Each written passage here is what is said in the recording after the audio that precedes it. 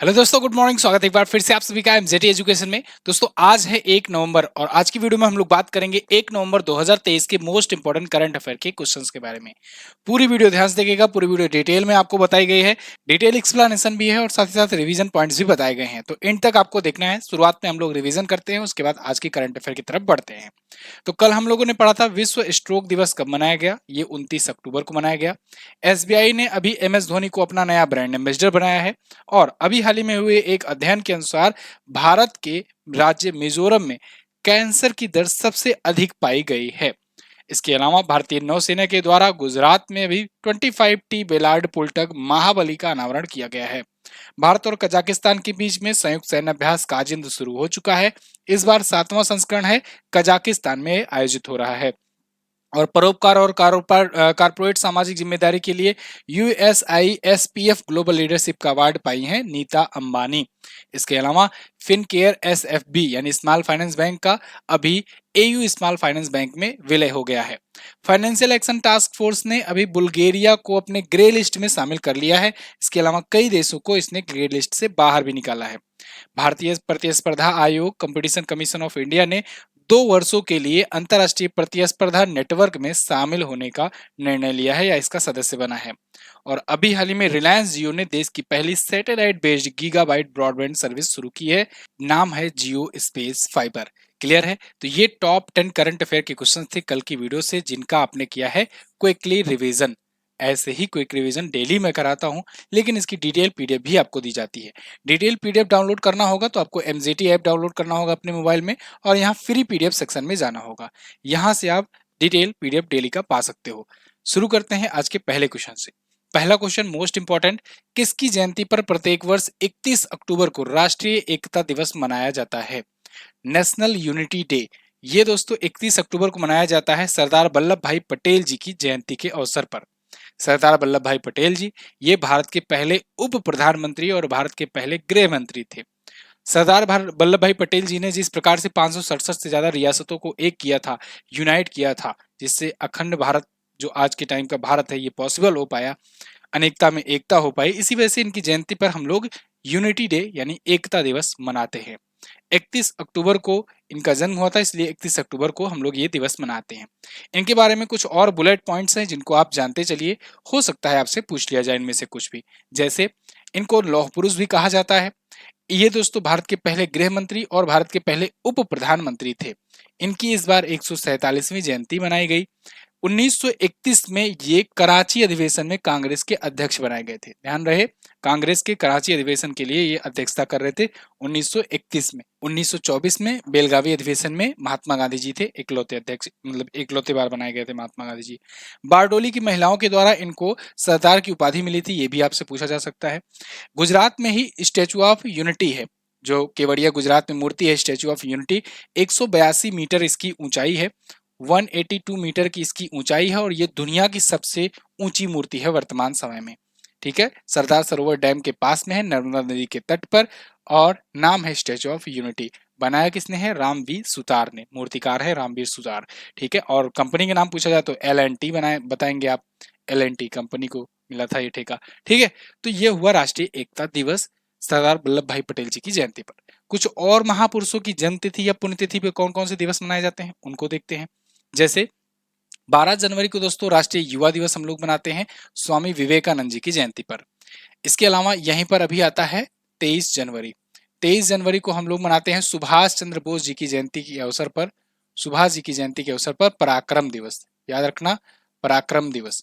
ठीक है, तो सुभाष चंद्र बोस जी की जयंती पर। शहीद दिवस दोस्तों 30 जनवरी को मनाया जाता है महात्मा गांधी जी की पुण्यतिथि पर। और 21 मई को राष्ट्रीय आतंकवाद विरोधी दिवस मनाया जाता है पूर्व प्रधानमंत्री राजीव गांधी जी की पुण्यतिथि पर। इनकी जयंती पर मनाते हैं हम लोग सद्भावना दिवस, और वो होता है 20 अगस्त को। पुण्यतिथि पर 21 मई को राष्ट्रीय आतंकवाद विरोधी दिवस। 29 अगस्त को राष्ट्रीय खेल दिवस मनाया जाता है मेजर ध्यानचंद जी की जयंती के अवसर पर। शिक्षक दिवस सर्वपल्ली राधाकृष्णन जी की जयंती पर मनाते हैं 5 सितंबर को। 15 सितंबर को राष्ट्रीय इंजीनियर्स दिवस मनाया जाता है सर मोक्ष गुंडकम विश्वेश्वरैया जी की जयंती पर।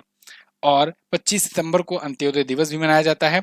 और 25 सितंबर को जो अंत्योदय दिवस होता है ये दीनदयाल उपाध्याय जी की जयंती पर मनाते हैं।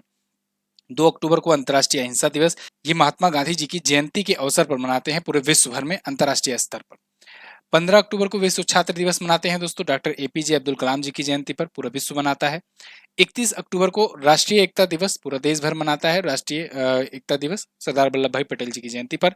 बाल दिवस हम लोग मनाते हैं देश में प्रथम प्रधानमंत्री जवाहरलाल नेहरू जी की जयंती पर। और सुशासन दिवस हम लोग मनाते हैं 25 दिसंबर को, जब क्रिसमस डे होता है, प्रधानमंत्री अटल बिहारी वाजपेयी जी जो थे पूर्व प्रधानमंत्री, उनकी जयंती पर मनाते हैं। ठीक है ना, तो ये प्रमुख दिवस थे। आगे, हाल ही में जारी फेयर वर्क इंडिया रेटिंग 2023 में कौन सा डिजिटल प्लेटफॉर्म शीर्ष पर रहा?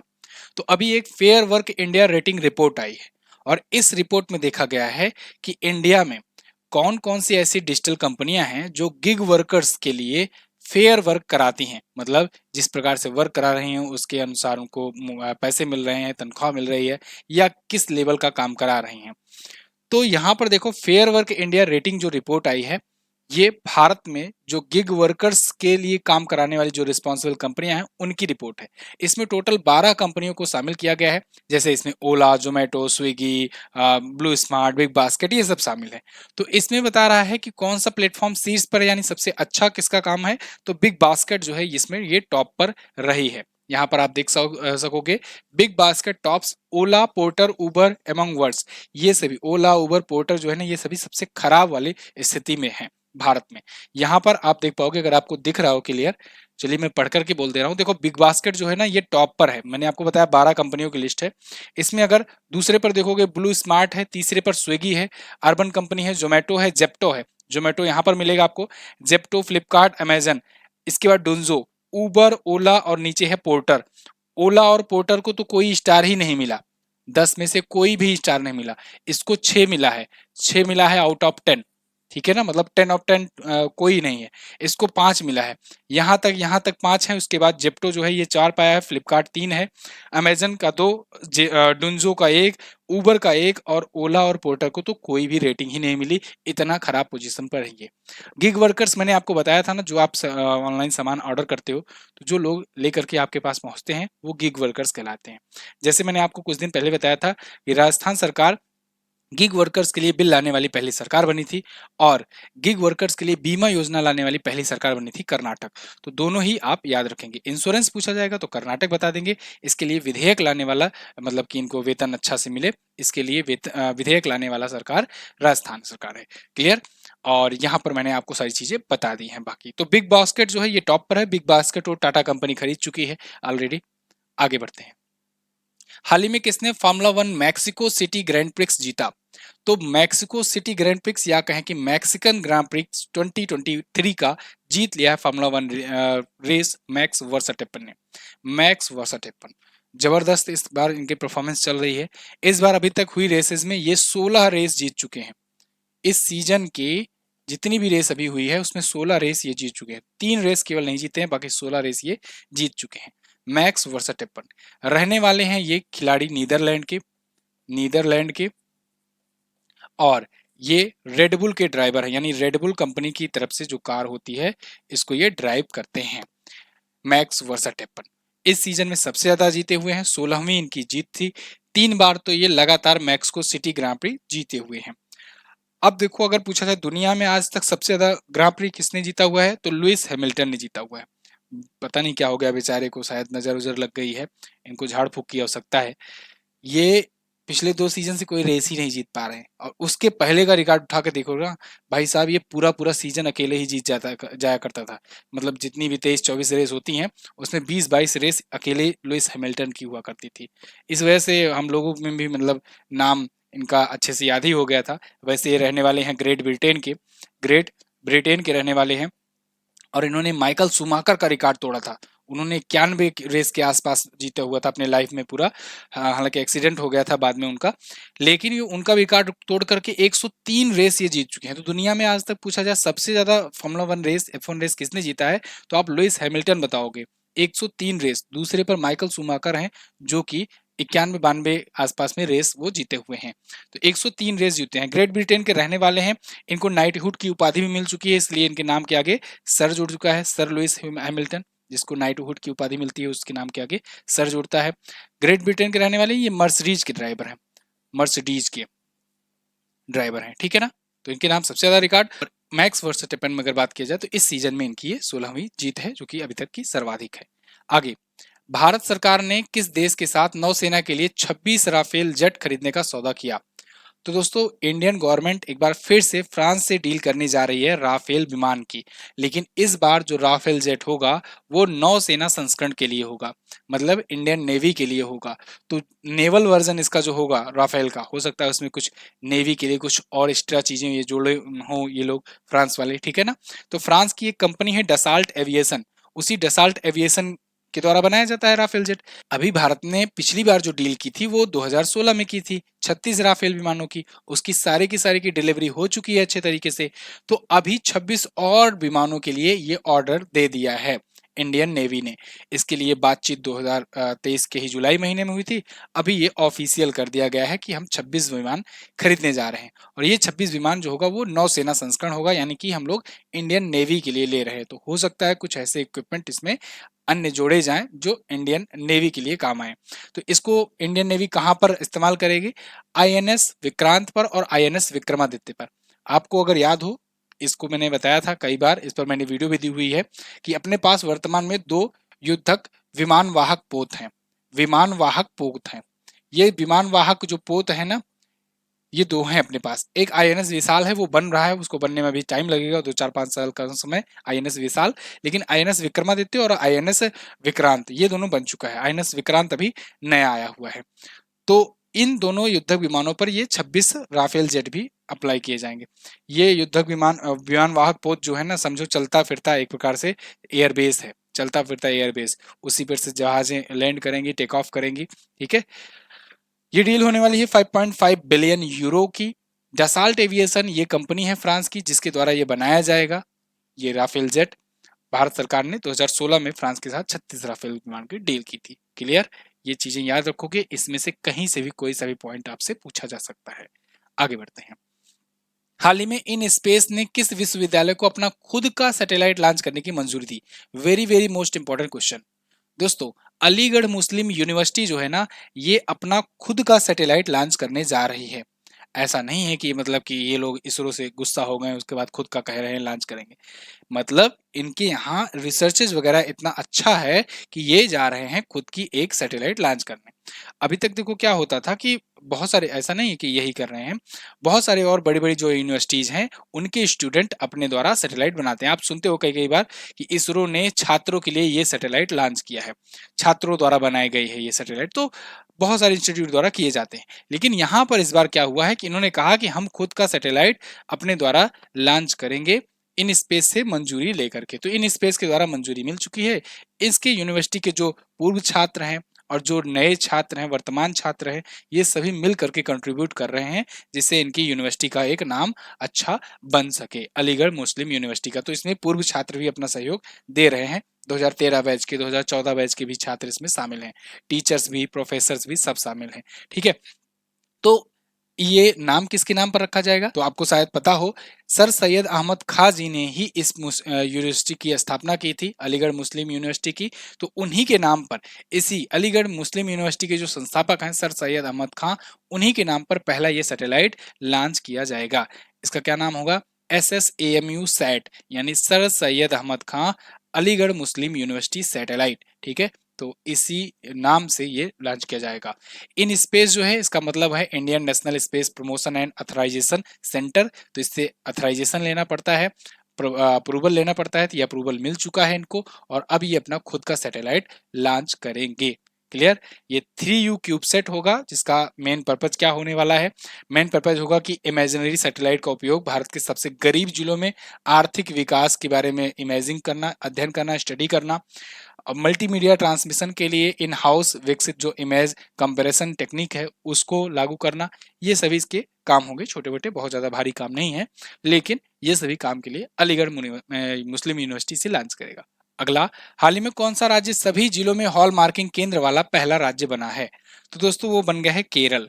केरल में है 14 जिले और इसके सभी 14 जिलों में ना ये अपने हॉल मार्किंग केंद्र स्थापित किया है, सेंटर स्थापित कर दिया है। हॉल मार्किंग सेंटर क्या मतलब? कि एक ऐसा सेंटर होगा जो ये चेक करेगा, ये मतलब अप्रूव करेगा कि सोना जो है या गोल्ड है, गोल्ड के जो कोई भी इक्विपमेंट है या फिर आभूषण है, उनमें हॉल मार्किंग है कि नहीं। नहीं है तो वो हॉल मार्किंग करेंगे, मतलब कि शुद्धता, हॉल मार्किंग क्यों जरूरी होती है, जिससे पता लगती है कि सोने की शुद्धता कितनी है। 18 कैरेट का है तो 18 कैरेट की हॉल मार्किंग होगी, 22 कैरेट है तो 22 कैरेट की हॉल मार्किंग होगी, और 24 कैरेट है तो 24 कैरेट गोल्ड की उसमें हॉल मार्किंग होगी। और ऐसा कहा भी जाता है, कस्टमर से भी कहा जाता है, भारत सरकार ने भी नियम वगैरह लाए हुए थे, और इसके तहत लोगों में अवेयरनेस फैलाई गई कि हॉल मार्किंग का निशान देख करके ही सोना खरीदें, ठीक है, नहीं तो सोना डुप्लीकेट भी हो सकता है। तो हॉल मार्किंग सेंटर ये हर एक जिले में अपने खोल दिए हैं। केरल के अगर सोने के व्यापार के बारे में अगर आप देखोगे, गोल्ड के व्यापार के बारे में अगर इसका वैल्यूएशन आप केरल का महत्व देखना चाहो तो आप देख लो कि यहाँ 2022 तक केरल में सोने के कारोबार का मूल्य 1 लाख करोड़ से भी ज्यादा रहा है। यहाँ पर बिक्री जो है, वार्षिक बिक्री, ये लगभग 250 टन की हो जाती है। केरल लगभग 12,000 स्वर्ण व्यापारियों का घर है, जिनमें से अधिकांश भारतीय मानक ब्यूरो के साथ पंजीकृत हैं, रजिस्टर्ड हैं। और यहाँ पर मैंने ये आदेश आपको बताया जो 2020 में आया था, जिसके तहत हॉल मार्किंग जो है ये अनिवार्य की गई थी सोने के। क्लियर। केरल आया है, केरल के बारे में जानो। केरल देखो पिछले दिनों में कब कब चर्चे में रहा। इसने पहला आर्टिफिशियल इंटेलिजेंस स्कूल शुरू किया है। इसके अलावा ओणम उत्सव पर मुफ्त किट इन्होंने देने की घोषणा की। 69वां संस्करण अभी नेहरू ट्रॉफी का यहाँ पर आयोजित किया गया है। नेहरू ट्रॉफी नौका दौड़ ये यहीं पर आयोजित होती है। केरल का नाम बदलकर केरलम करने का प्रस्ताव वहां की विधानसभा में पारित किया गया। भारत का पहला मत्स्य पालन अटल इंक्यूबेशन सेंटर नीति आयोग की सहायता से, हेल्प से यहाँ पर स्थापित किया गया। केफोन नामक फाइबर ऑप्टिकल नेटवर्क लॉन्च किया गया, जिसके तहत ये लोग खुद की इंटरनेट सेवा प्रोवाइड करेंगे। तो खुद की इंटरनेट सेवा प्रोवाइड करने वाला भी पहला राज्य केरल है। वैश्विक आयुर्वेद मेला यहाँ पर 1 दिसंबर से 5 दिसंबर तक आयोजित किया जाएगा। इसके अलावा पोलमपारा ग्राम पंचायत, ये पहला पूरी तरीके से डिजिटलीकृत ग्राम पंचायत है। पहली पूरी तरीके से डिजिटल बैंकिंग वाला ये राज्य है। पूरा पूरा राज्य जो है डिजिटल बैंकिंग से ये संबद्ध हो चुका है। केरल, ये सभी चीजें केरल से आपको याद रखना है। केरल अगर आप देखोगे मैप में आपको यहाँ पर दिख जाएगा, सबसे साउथ में आपको दिखेगा केरल, ये रहा केरल। राजधानी इसकी तिरुवनंतपुरम है। पिनराई विजयन यहाँ पर सीपीआई-एम पार्टी से सीएम है। गवर्नर यहाँ के हैं आरिफ मोहम्मद खान। इसके अलावा यहाँ पर इडुकी वन्यजीव अभ्यारण्य है। साइलेंट वैली नेशनल पार्क, ये बहुत पूछा जाता है, याद रखना, silent valley national park. Periyar वन्यजीव अभ्यारण्य भी है। पलक्कड़, पालघाट, थामारसेरी, ये प्रमुख यहाँ के दर्रे हैं। कथकली, मोहिनीअट्टम और कालियट्टम, ये प्रमुख शास्त्रीय नृत्य हैं। विधानसभा में 141 सीटें, लोकसभा में 20 और राज्यसभा में 9 सीट जाती है। 14 जिले हैं, ये तो मैंने बताया ही। दोस्तों अगर आप पेड बैच लेना चाहते हो तो ये ले सकते हो। सीजीएल बैच जो नया है वो जल्द ही आपका शो हो जाएगा। और जीएस सफलता 3.0 की काफ़ी डिमांड आ रही है। इसको मैं सोच रहा था दिवाली बाद लॉन्च करने को, लेकिन आप लोग जो है काफ़ी ज़्यादा मैसेज कल भी आए कई लोगों के, तो इसको जो है कोशिश किया जाएगा दिवाली के पहले ही लॉन्च करने का। एक और अच्छी चीज़ मैंने सोचा है, स्किप मत करो अभी, मैंने सोचा है टॉपिक वाइज करंट अफेयर की सीरीज आपके लिए शुरू करने की। तो वो टॉपिक वाइज सीरीज जो है वो जल्दी ही स्टार्ट की जाएगी। शाम को लाइव क्लास होगा, डेली एक एक टॉपिक लेकर के हम लोग डिस्कस करेंगे, जैसे खेल खिलाड़ी पुरस्कार सम्मान वगैरह वगैरह करके। तो वो भी आपका कवर होता चलेगा और वो आप अच्छे से तैयार कर पाओगे। ये चीजें इसलिए की जा रही है क्योंकि आने वाले समय में जो भी आपका एग्जाम लगा हो अच्छे से कवर कर सको। तो डेली शाम को टॉपिक बाय टॉपिक क्लास चलेगी। दिवाली तक हम लोग 10 दिन में काफी कुछ कवर कर लेंगे अच्छे तरीके से। तो वो भी लाइव होगी, उसमें भी आपको अपना सहयोग और सपोर्ट दिखाना है, शाम को आना है, ठीक है। चलिए, तो फिलहाल आज तो मंथली आएगी, तो मंथली में भी आप अब उसको देखिए, मंथली करंट अफेयर, और उसके बाद फिर कल से आपका टॉपिक वाइज भी शुरू हो जाएगा। हाल ही में मुंबई की शान कही जाने वाली काली पीली टैक्सी पद्मिनी को बंद कर दिया गया है। ये जो टैक्सी है पद्मिनी, ये कितने वर्षों से चल रही थी? ये दोस्तों 60 वर्षों तक चली। 60 वर्ष तक इसने सेवा दिया। जो मुंबई की बहुत ही मशहूर काली पीली टैक्सी, आपने भी पिक्चरों वगैरह में जरूर देखा होगा, और मुंबई गए होंगे तो इसको तो जरूर देखे ही होंगे। लेकिन अब ये रोड पर नहीं दिखेगी। इसे पद्मिनी टैक्सी भी कहा जाता था। तो पद्मिनी टैक्सी, जो अंतिम पद्मिनी टैक्सी थी, उसे अभी रिटायर किया गया। ये 2003 में इसका रजिस्ट्रेशन किया गया था।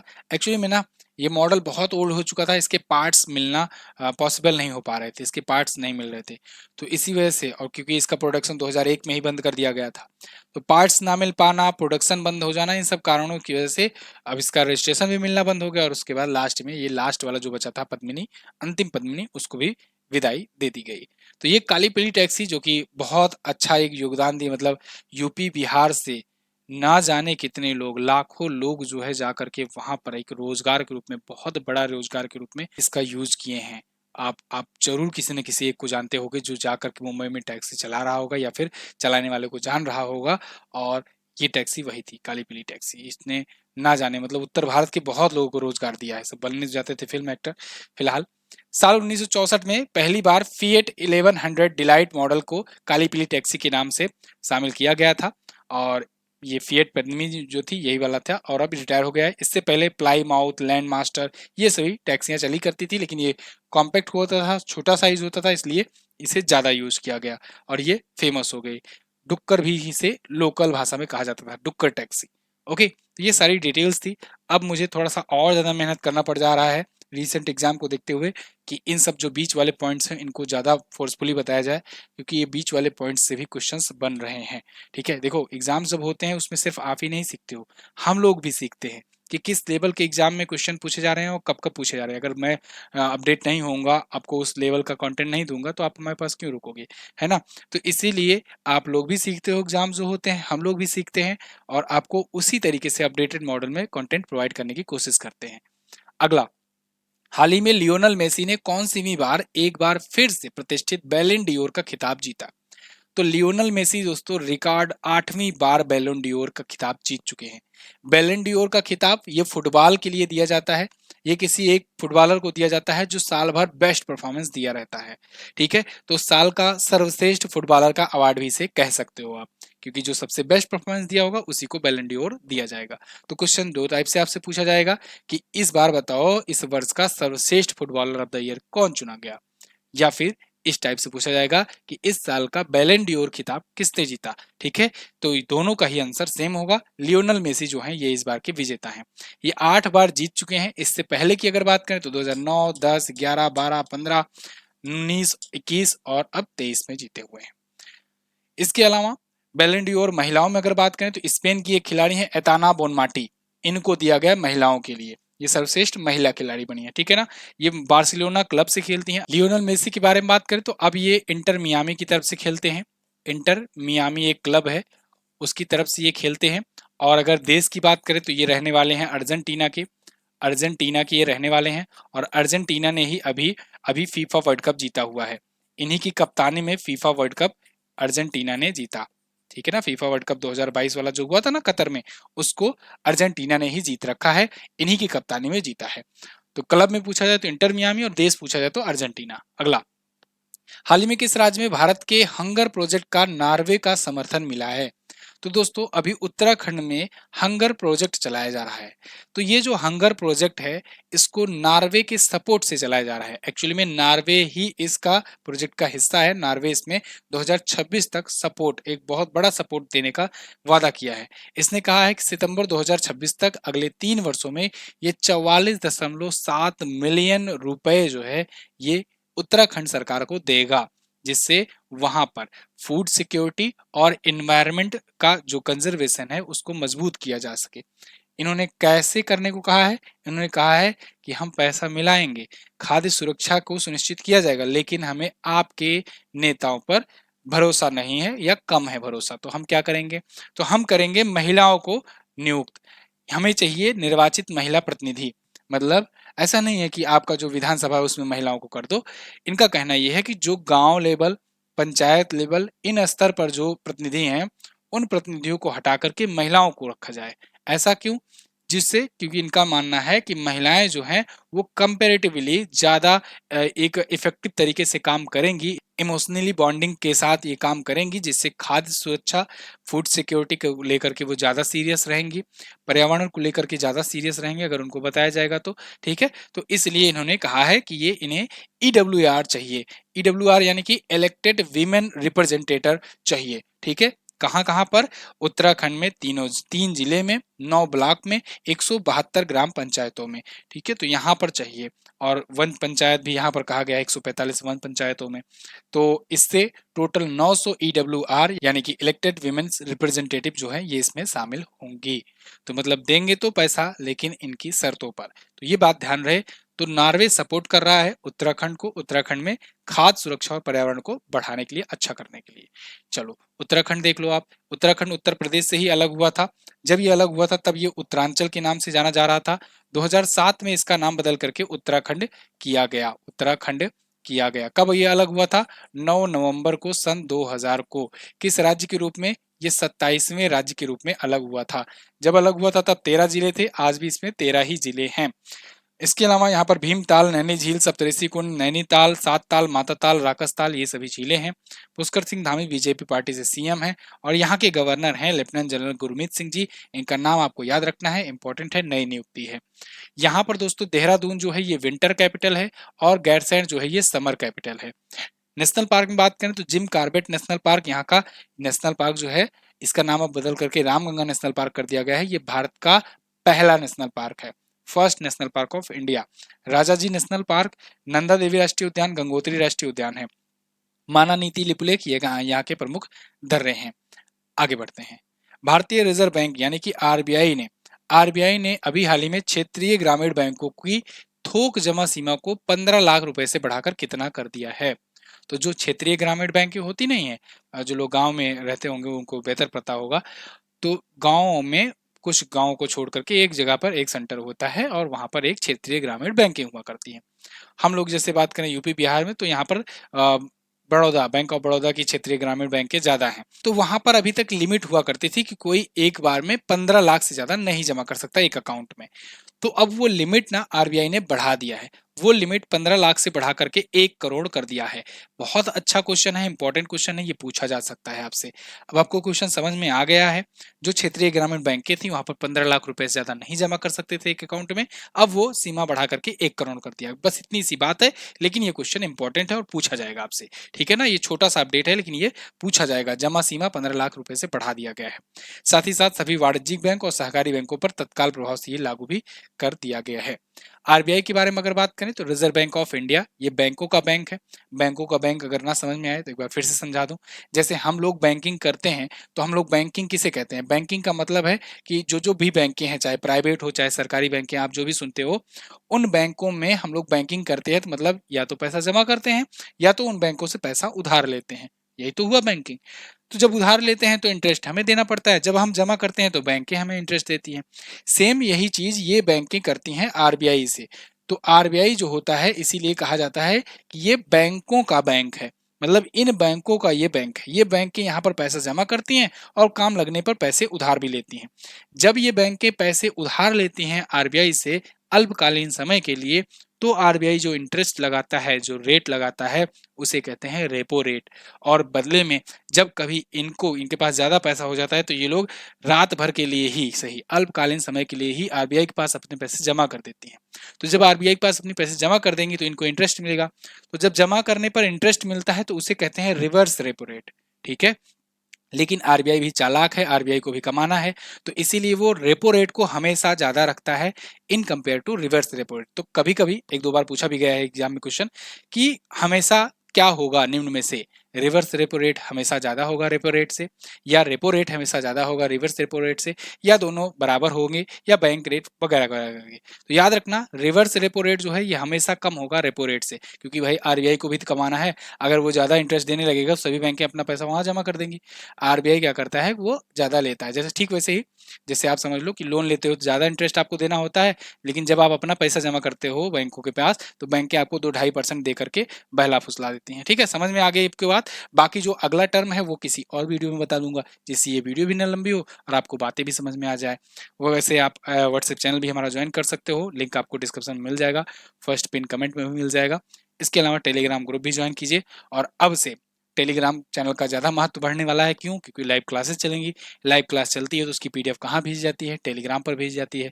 तो लाइव क्लासेस में टॉपिक वाइज हम लोग शुरू करने का प्लान बनाए हैं, तो उसमें आप लोग का सपोर्ट और सहयोग जो है अपेक्षा करूंगा कि आप लोग जो है सपोर्ट दिखाएं अपना। फिलहाल कल हमने क्वेश्चन आपसे पूछा था कि ब्यूरो ऑफ एनर्जी इफिशियंसी के द्वारा तैयार की गई स्टार लेवलिंग योजना कब से कब तक के लिए है? तो ये 1 जनवरी 2024 से 31 दिसंबर 2025 तक है। जोमेटो के द्वारा शुरू किए गए मातृत्व बीमा योजना के तहत सामान्य डिलीवरी के लिए कितने रुपए दी जाएगी? तो 25,000 दिए जाएंगे। आज आपको क्या बताना है। राष्ट्रीय कैंसर जागरूकता दिवस कब मनाया जाता है, कमेंट करके बताइए, बहुत अच्छा क्वेश्चन है। FATF जो है इसका हेडक्वार्टर कहाँ पर है ये भी बता दीजिएगा। साथ ही साथ वो जो जगह है वहां पर और किसका किसका हेडक्वार्टर है ये भी अगर बता पाओ तो बता देना, ठीक है ना। बहुत बहुत धन्यवाद यहाँ तक वीडियो देखने के लिए, मिलेंगे अगली क्लास में, तब तक के लिए नमस्कार, जय हिंद, वंदे मातरम।